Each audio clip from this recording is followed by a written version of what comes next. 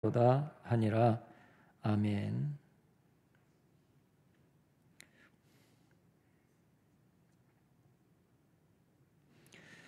네, 지금 우리 성도님들이 같이 대면으로 예배를 드리고 계시고, 또 6분이 영상에 들어와서 예배를 같이 드려주고 계십니다. 매번 댓글을 달아주시는 우리 이규숙 권사님에게 감사의 말씀을 드립니다. 할렐루야. 다른 분들도 들어오셨으면 댓글로 같이 동참해 주시면 서로 소통하는 데 은혜가 되겠습니다.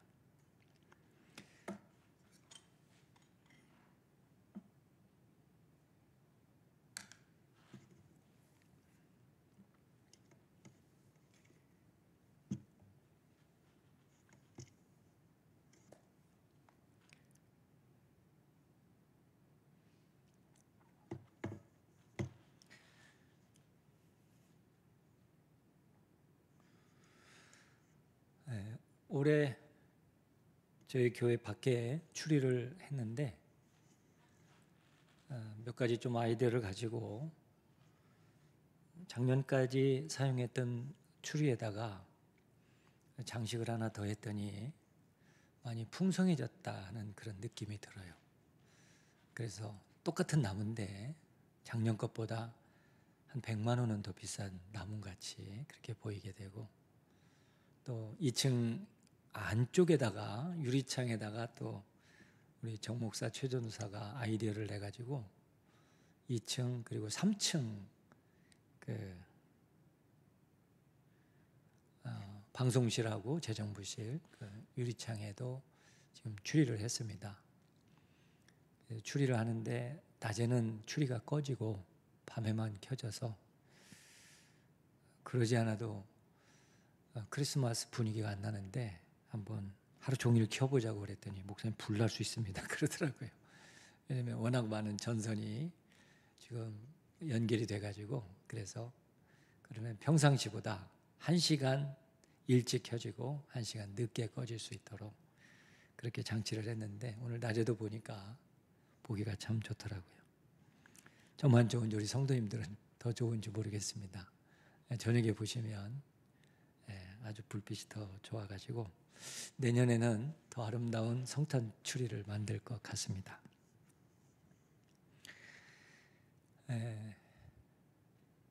예루살렘에서 베들레헴까지 거리가 8km입니다. 그래서 저는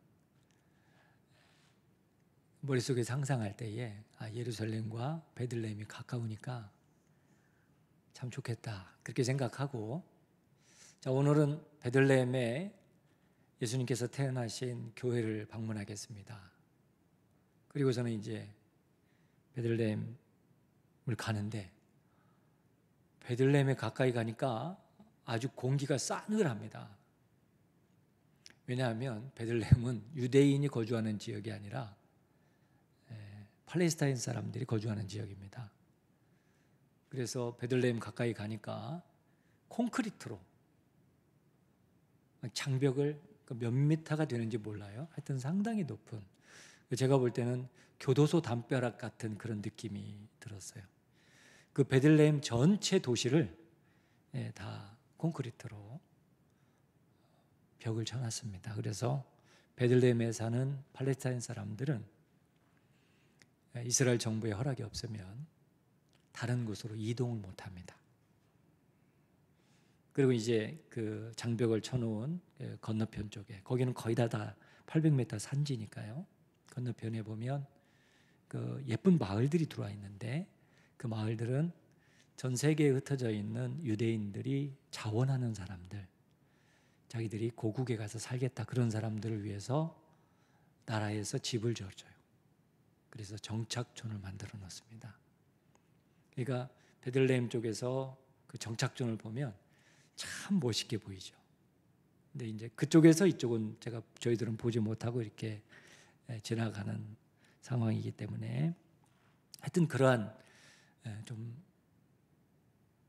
처음 느꼈던 그러한 스산한 분위기 속에서 베들레헴을 방문했던 적이 있습니다. 그 베들레헴에서 예루살렘까지 8km를 성탄절이면 불을 밝혀놓습니다. 그러니까 추리를 밝혀놔서 전 세계의 성탄 관광객들이 몰려들어서 인산인해를 이루게 됩니다. 예수님께서 이 땅에 태어나셨을 때에 목자들이 들판에서 양을 치고 있었습니다. 그때 천사들이 나타나서 들려준 음성이 바로 오늘 말씀입니다. 10절을 보면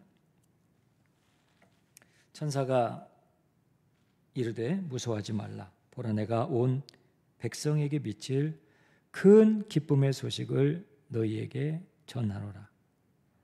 11절, 오늘 다윗의 동네에 너희를 위하여 구주가 나셨으니 곧 그리스도 주시니라. 너희가 가서 강보에 쌓여 구에 누인 아기를 보리니 이것이 너희에게 표적이니라 하더니 호련히 허다한 천군이 그 천사와 함께 있어 하나님을 찬송하여 가로되 지극히 높은 곳에서는 하나님께 영광이요 땅에서는 기뻐하심을 입은 사람들 중에 평화로다 하니라. 아멘. 오늘 그 11절 말씀에 너희를 위해서 구주가 나셨으니 곧 그리스도 주시니라. 어느 교회에서 성탄 전주에 주보에 광고를 냈습니다. 성탄절에 대통령이 우리 교회에 참석해서 예배를 드리겠다고 통보했다는 것이죠. 이게 소문이 났습니다. 교회로 전화가 빗발칩니다. 정말 대통령이 그 교회에 오셔서 예배 드립니까? 그때 목사님이 그렇게 대답을 했습니다. 대통령보다 더 귀한 분이 우리 교회 방문하십니다. 성탄절에 오시는데 바로 그분은 우리 교회의 주인공이신 예수님이십니다. 우리 교회 성탄절 예배에 예수님이 오십니다. 그렇게 설명을 해 주었습니다. 여러분, 대통령이나 요즘 대통령 후보들이 교회를 방문을 하죠. 우리나라에서 제일 성도들이 많이 모인다고 하는 그 교회 가서 예배를 드립니다. 그러면 그 주변에 수행하는 사람들, 또 그분이 온다는 것을 듣고 예배에 같이 참석해서 한번 얼굴이라도 보려고 오시는 분들, 수많은 사람들이 올 겁니다. 그런데 교회는 그 대통령보다도, 대통령의 후보자보다도 더 위대한 분이 오시는 겁니다. 그분이 누구십니까? 성탄절의 주인공으로 오시는 아기 예수님이심을 믿으시기를 바랍니다. 대통령을 만나는 것보다 사실은 아기 예수를 만나는 게 더 소중하고 복된 일인데, 우리는 세상에 찌들어 살다 보니까 세상에 귀한 사람을 만나는 것은 귀한 걸로 여기고, 우리가 정말 귀하지만 매일 우리 곁에서 우리를 돌봐주시고 우리를 인도하시려고 준비하고 계시는 아기 예수님을 만남에도 불구하고 감사와 감격이 떠나간 지가 오래된 우리들의 신앙의 모습과 마음의 상태가 아닌지 한번 돌아보는 성탄절이 되시면 좋겠습니다. 오늘은 특별히 성탄절을 앞두고 있어서 그런지 많은 성도님들이 평상시보다 많이 수요 예배에 참석하셔서 예배를 드려주셔서 감사합니다. 바로 예수님은 누구를 위해서 오셨다? 너희를 위해서 오신 겁니다. 예수님이 목자들에게 너희를 위하여 왔다고 말씀하셨지만 목자들만 위해서 오신 것이 아닙니다. 이스라엘 백성들만을 위해서 오신 것도 아닙니다. 미국 사람이나 유럽 사람들만을 위해서 오신 것도 아닙니다. 너희를 위하여, 다시 말하면 나를 위해서 이 세상에 오신 겁니다. 아기 예수가 이 땅에 오신 것이 나를 위해서 오신 것으로 믿어지는 성도님들이 되시기를 바랍니다.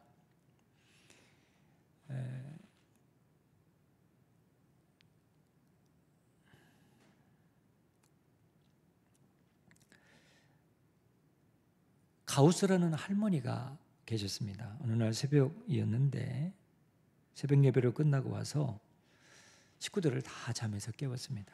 그리고서는 할머니가 집에다 모아놓았던 코카콜라병 200개를 가져오라고 했어요.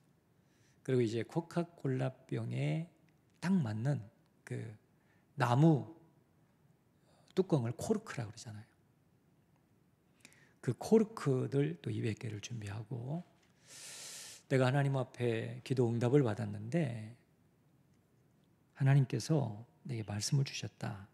사람들에게 예수님에 대해서 알리라고 하셨는데 내가 종이를 준비해 놨으니까 너희들 이 종이 200개에다가 하나님의 말씀을 적어라. 그래서 자녀들을 다 모아놓고 말씀을 적은 다음에 그 적은 말씀을 콜라병에 집어넣고 코르크로 봉했습니다. 그리고 이제 준비된 200개의 콜라병을 차에다 싣고 바닷가로 온 가족이 갑니다. 성탄절에. 그리고 나서 그 콜라병을 바다에 던져버렸어요. 200개를. 그리고 이제 그의 성탄절을 마무리했죠. 1년이 지났나 연락이 오는 거예요. 할머니에게. 그러니까 그 콜라병 안에 하나님의 말씀을 적으면서 그 주소나 연락처를 거기다 써 넣은 것 같아요. 계속해서 다른 나라에서 먼 곳에서 그렇게 연락이 오는 거예요. 그 말씀 한마디가 나에게 힘이 되었고 그리고 내가 살 의미를 느꼈습니다. 우리 가정이 새롭게 됐습니다. 그리고 이제 할머님은 연세가 되셔서 세상을 떠나셨습니다. 세상을 떠나셨는데 또 편지가 온 거예요. 그 편지에는 이런 글이 써 있었습니다. 나는 자녀가 11명입니다. 가난해하고 근근히 살고 있었습니다. 남편마저 세상을 떠났습니다. 식량은 바닥에 놨고 죽으려고 바닷가로 나갔습니다. 바닷가와 붙어있는 강이 있었는데 그 강은 얼어 있었습니다. 빠져 죽으려고 얼음 위로 올라가서 얼음을 깼는데 깨진 얼음 사이로 콜라병이 하나 이렇게 올라와 있었습니다.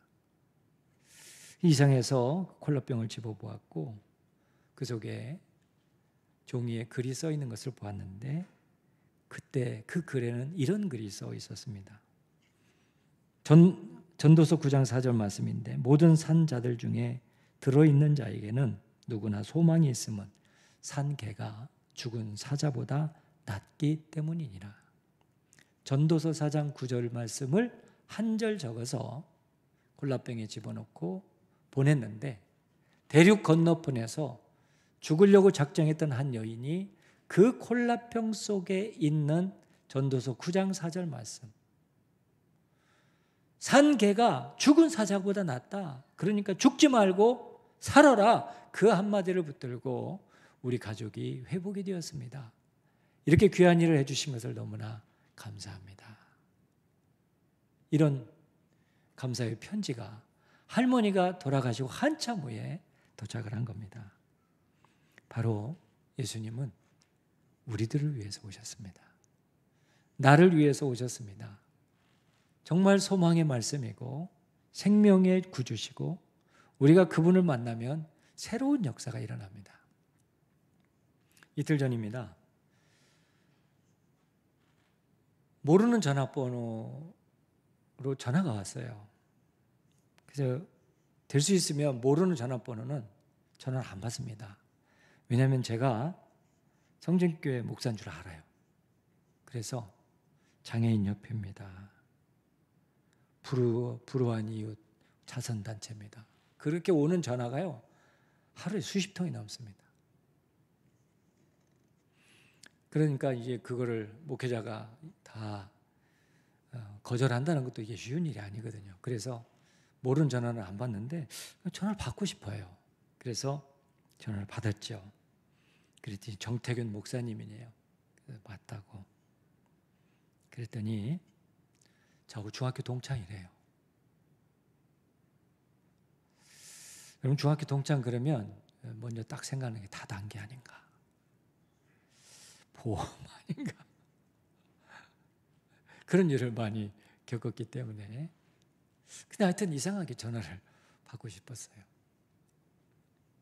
전화를 받고 나서 이야기를 하는데 같은 반에 아주 친한 친구였어요. 그래서 자기가 나를 찾은 것은 나하고 가장 가까웠던, 제가 3학년 때 3학년 6반 41번이었거든요. 내 앞에 3학년 6반 40번이 있었어요. 정혜웅이라고. 그 친구가 41번이고 제가 40번이고. 그래서 이제 앞뒤로 앉아가지고 참 친했던 친구인데, 그 친구가 저를 찾게 해줬다는 거예요. 그래서 어떻게 찾았냐고. 그리고 이제 전화를 끊었어요. 그리고 이제 한 5분 후에 또 모르는 전화번호로 전화가 왔는데, 그 정혜웅이가 전화를 한 거예요. 그러면서 야, 아까 그 전화했던 장은석이 나를 어떻게 찾았대? 그랬더니 자기가, 태균이가 고등학교를 졸업하고 신학대학 갔다는 것을 자기가 들었고, 이제 그것을 그 계기로 목사 이름 가지고 찾은 거예요. 그래서 저희 교회 그 정혜웅이라는 친구 얘기를 들어보니까, 저희 교회 사이트에 들어와서 그 장은석이라는 친구가 교회를 안 다니는데 제 설교를 몇 번 들어봤대요. 은혜를 받았다네. 은석아 고맙다. 네. 정 목사가 말을 잘하더라고. 그래서 이제 저를 찾은 거예요. 근데 이제 정혜웅이라는 친구는 아마 제가 보니까 교회를 다니는 것 같고, 장은석이라고 하는 친구는 교회를 다니지 않는 것 같은데, 이제 조만간 한번 만나려고 그래요. 여기서 멀지 않은 곳에 있더라고요. 그러면 제가 가서 그 친구한테 해줄 말이 뭐겠어요? 야, 막걸리 한 잔 먹자 하겠어요? 성탄절 지났는데. 또 예수님 얘기를 제가 할 수밖에 없겠죠. 여러분, 사람이 살다 보니까 나이가 먹으면 옛날로 돌아가는가 봐요. 그런데 그것보다 더 중요한 것은 예수님을 만나는 거예요. 예수님을 만나면 11명의 자녀를 두고 남편을 일찍 사별하고 세상을 떠날 수밖에 없었던 여인도 그 말씀 한 구절 가지고 살아나듯이, 그 말씀의 주인이신 예수님을 만나면 죽어있는 사람이 살아나는 거예요. 절망 중에 있는 가정이 희망을 얻는 거예요. 산 소망이 여기에서 생기는 겁니다. 아까 우리 최 권사님께서 대표기도 해주셨습니다마는, 참 요즘 대표기도 준비하시는 분들이 기도로 많이 준비한다는 것이 느껴져요. 그러면서 연약한 분들이 하나님의 능력으로 회복되도록 그렇게 기도하시잖아요. 그런 기도들이 모아져가지고 합심해서 하나님의 역사가 일어나는 겁니다. 할렐루야. 그게 바로 교회지요. 교회는 건물이 교회가 아니에요. 교회는 여러분 한 사람 한 사람이 교회예요.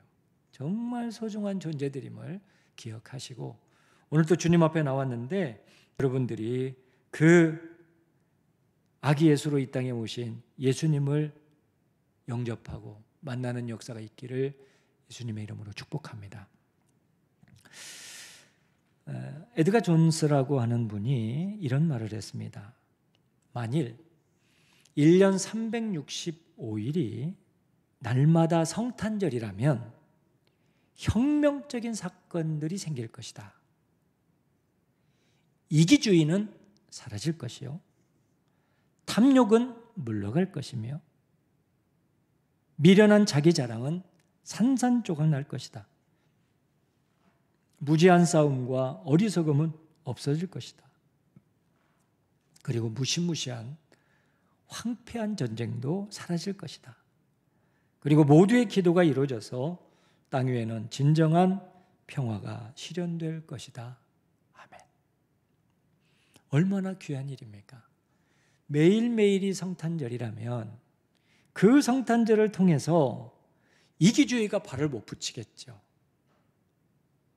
인간적인 탐욕이 물러갈 것이고, 자기 자랑하는 것은 산산조각 날 것이고, 어리석음은 없어질 것이고, 황폐한 전쟁도 떠날 것입니다. 여러분, 전쟁이라고 하는 것은 인류 역사에서 없어져야 됩니다. 지금 우리나라는 평안하잖아요. 이제 곧 대통령이 미국, 중국과 함께 종전선언을 할 것 같아요. 지금은 우리가 휴전 단계예요. 휴전은 언제든지 전쟁을 할 수 있는 준비 단계가 휴전입니다. 근데 종전은 전쟁을 끝내는 거죠.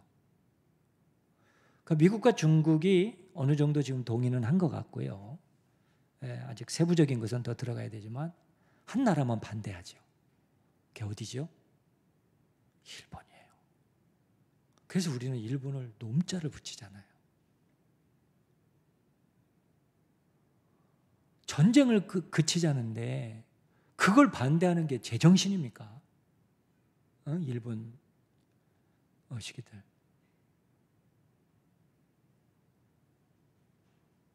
우리가 남북이 합치면 일본을 능가합니다. 그래서 벌벌 떠는 거예요. 우리나라의 우리 대한민국의 민주주의가 엄청난 거예요. 미국, 북한에는 무기가 있잖아요. 이 두 형제가 서로 힘을 합한다고 생각해 보세요. 대단한 나라가 되는 거예요. 인구도 한 9천만 명, 8,500만에서 9천만 명 되니까 여러분, 선진국이 되려면 그 정도는 돼야, 인구가 돼야 선진국 대열에 들어갈 수가 있어요. 그러니까 얼마나 좋은 나라가 오는데 그걸 반대해요. 지금 전쟁에 떠는 나라들 여러분 알고 계세요? 아르메니아, 아르메니아, 아제르바이잔 계속 싸우고 있잖아요. 얼마나 불쌍해요. 코소보 난민들. 그리고 이란과 이라크도 지금 미국과 이란은 적대적인 관계죠. 이라크 안에서도 종족 간의 싸움이 있죠. 사우디 밑에는 예멘이라는 나라가 있는데 그 예멘이 지금 드론으로 계속 사우디 유전을 공격합니다. 그래서 아주 간단한 예로 200만 원짜리 드론을 맞추려고 500억짜리 미사일을 쏴요. 사우디가. 이런 전쟁을 하고 있어요. 또 하나, 지금 러시아가 우크라이나를 침공하기 위해서 15만 명의 전력을 모아놨어요.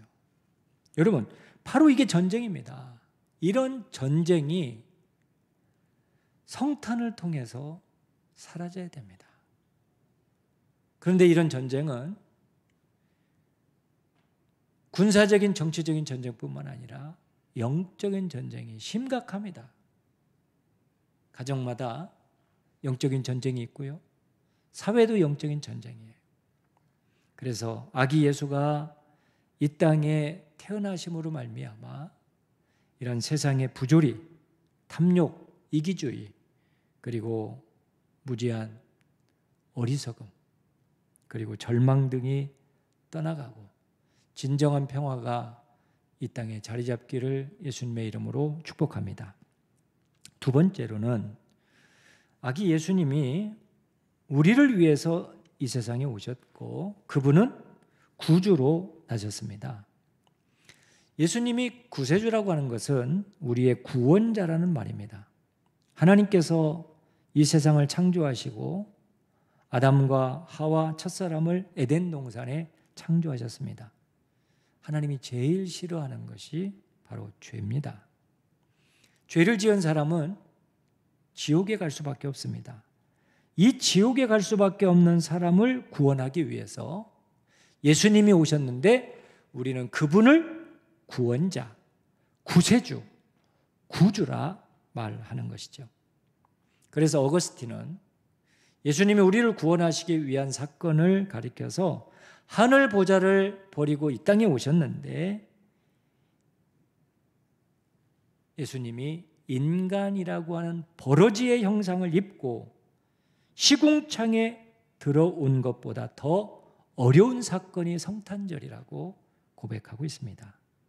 왜 예수님은 그러한 순환을 겪으면서까지, 그러한 시궁창에 들어가면서까지 이 땅에 오셨습니까? 바로 저와 우리 성도님들을 구원하기 위해서 이 세상에 오신 아기 예수님이심을 기억하시기를 바랍니다.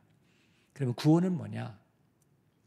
가난한 자에게 구원은 부요함입니다. 예수님은 가난한 자를 구원하러 오셨는데 시편 72편 13절에 저는 가난한 자와 궁핍한 자를 긍휼히 여기며 궁핍한 자의 생명을 구원하며, 예수님은 우리에게 구원을 주시는데 가난한 사람에게 구원은 뭐다? 부요입니다. 여러분, 덴마크는 해적의 나라입니다. 바다에 배를 띄워놓고 무역선을 침범하면서 물건을 누력질하는 해적의 나라, 그래서 바이킹의 나라라고 그러죠. 지금 소말리아 이런데, 모잠비크 이런 데는 지금도 해적들이 나타나가지고 상선이나 유조선들을 공격을 하잖아요. 그걸 막기 위해서 평화유지군들이 우리나라에서도 파병이 되어서 지키고 있지만 그걸 막을 수가 없습니다. 너무나 교모하고 또 열악한 환경 속에서 침투를 하기 때문에 우리가 볼 때 미국 배가, 그다음에 프랑스, 영국이나 이런 배들이 항공모함이 지켜주는데 어떻게 해적질을 해? 다 합니다. 지금 우리나라만 안 걸려서 그렇지 우리도 간혹 해적들에게 노략질을 당하잖아요. 그렇게 먹고 살던 나라가 덴마크예요. 그런데 그 나라에 고두족으로부터 예수가 전파되었습니다. 그리고 나서 덴마크가 변화가 되는데 지금 세계 최강대국이 되었습니다. 여러분이 알고 있는 영국은 우리가 잘 아는 대로 한때 해가 지지 않는 나라였습니다. 온 세계를 영국이 지배한다고 해도 과언이 아니죠. 남아프리카도 영국 가깝죠. 호주도 영국과 가깝죠. 뉴질랜드도 가깝죠. 영국과 가까운 나라들이 전 세계에, 그래서 해가 지지 않는 나라잖아요. 어떻게 그런 나라가 됐느냐? 윌리엄 4세가 죽자 그의 딸인 빅토리아가 여왕으로 등극했습니다. 그가 여왕이 된 즉위하고 첫날 밤 하나님 앞에 무릎을 꿇고 그리고 성경을 펼쳐놓았습니다. 그리고 이렇게 기도합니다. 하나님, 오늘 제가 영국의 왕이 되었습니다. 내일부터 성경대로 하나님의 말씀대로 이 나라를 통치하게 하여 주옵소서. 그 후에 빅토리아 여왕은 무슨 문제가 있을 때마다 기도로 그리고 하나님의 말씀을 표대로 문제를 해결해 나갔습니다. 문제가 생기면 웨스트민스터 교회에 가서 엎드려 기도하는 겁니다. 하나님께 지혜를 구했습니다. 참, 영국과 또 깊이 연관이 있는 나라가 인도잖아요. 인도를 오랫동안 식민 통치를 했죠. 그러니까 인도의 정치가들이 와서 여왕이 묻습니다. 어떻게 나라를 이렇게 편안하게 통치한 비결이 있습니까? 그랬더니 이 빅토리아 여왕이 그 사절단에게 영국을 이렇게 좋은 나라로 만든 비결이 바로 이 책입니다 하면서 성경책을 그들에게 소개해 준 겁니다.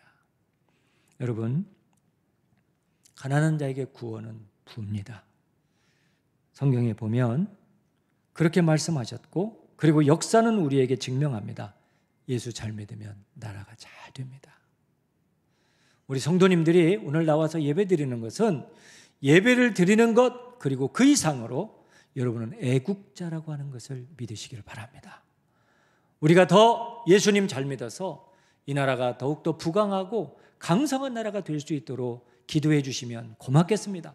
정치가 어떤 사람들이 정권을 잡든지 간에 하나님이 그들을 통치하셔서 지금은 G8까지 들어갔다고 그러더라고요. 전 세계에 G7까지는 아직 아니고 8번째 나라까지는 됐다고 그래요. 여러분 지금 아무리 대통령을 욕해도 경제를 욕하는 사람은 없잖아요. 왜냐하면 수출이 잘 되고 있기 때문에. 그러니까 하나님이 이 코로나 시대에 수출을 잘 되게 해주시는 것도 저는 하나님의 역사라고 믿어요.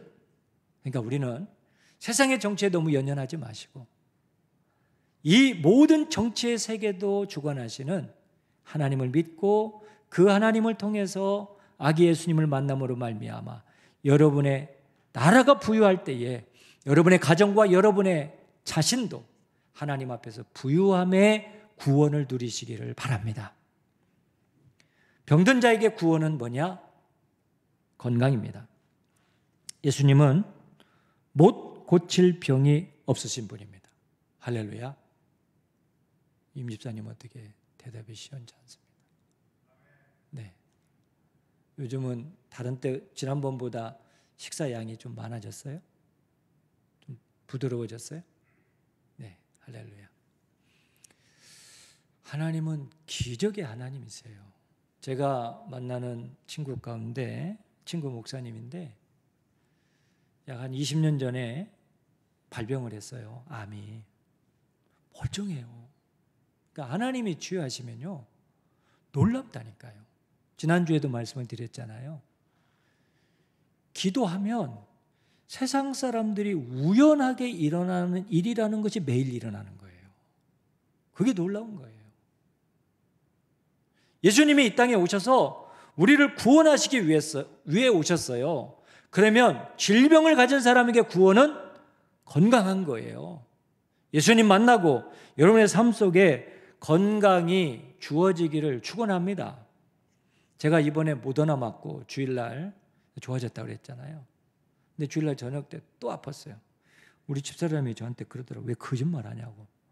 내가 아프고 싶어서 안 푸냐고요. 얘가 들어와가지고 안에서 싸우는데. 그래서 며칠 제가 낮에는 멀쩡해요. 저녁 때 일어나지를 못하겠어요. 온몸이 쑤셔가지고 몸살기가 세게 오더라고요. 제가 그때 느낀 거예요. 이게 내 마음대로 될 수가 있는 게 아니구나. 새벽기도 나가고 싶어도 못 나가요. 일어나지를 못하겠는데 밤새 끙끙 앓고 제가 아스트라제네카 2번 맞을 때는 이게 들어갈 때만 따끔했죠. 이렇게 통증이나 이런 게 없었거든요. 근데 모더나는 왼쪽에 통증이 오더라고요. 그러니까 사람에 따라서 다 달라요. 그런데 우리 집사님이 나랑 모더나를 같이 맞아야 되는데 저 여인은 화이자를 맞아가지고 얼굴을 활짝 피고 다녀요. 아스트라 맞고는 2번 다 고생했거든요. 이번 화이자 맞고는 룰루랄라를 하고 하루 저녁은 좀 힘들어 하더라고요. 그래서 저는 괜찮냐고. 왜냐면 워낙 이렇게 아픈 티를 많이 내니까. 그래서 좀 아프대요. 그럼 화이트벤이죠? 뭐죠? 네? 타이레놀. 네. 타이레놀 먹으라고 그랬더니 아이고 그걸 안 먹고 잤대. 그래서 그걸 먹고서는 그냥 그날로 끝나버렸어요. 그 시간으로. 예. 나랑 같이 모더나를 한번 맞았어야 같이 좀 고민을 하는 건데. 예. 병든 자에게 구원은 건강입니다. 예수님은 우리에게 건강의 구원을 주십니다. 아멘. 또한 환난을 당하는 자에게 구원은 평안입니다. 잠언 11장 8절에 의인은 환난에서 구원을 얻고 악인은 와서 그를 대신하느니라. 의인에게는 환난이 떠나가고요. 악인은 환난이 찾아온다는 거예요. 그래서 우리가 환난 속에서 구원받는 것은 우리 안에 찾아오는 평안이죠. 우리 성도님들이 마음에 평안해요. 여러분 이것 같은 복이 없어요. 이것 같은 복이 없어요. 제가 아는 지금 주변에 저희 연령대 사람들을 이렇게 보면 아내들이 마음의 병을 앓는 사람들이 많아요. 그게 뭡니까? 우울증, 공황장애, 의부증. 그 말은 마음이 불안하다는 거예요.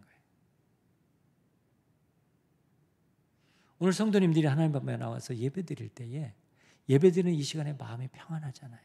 이게 구원이에요. 이 환난 속에서 코비드19라고 하는 이 환난 속에서 우리가 마음이 평안한 것은 예수님이 우리에게 구원을 주신 거예요. 바로 그렇게 구원자로 예수님은 이 땅에 오셨습니다. 여러분, 이번 성탄절을 통해서 가난으로부터 구원받으시고 병으로부터 고침받으시고 환난으로부터 평안함을 얻으시는 성진재단의 믿음의 백성들 되시기를 예수님의 이름으로 축복합니다. 기도하겠습니다. 하나님 감사합니다.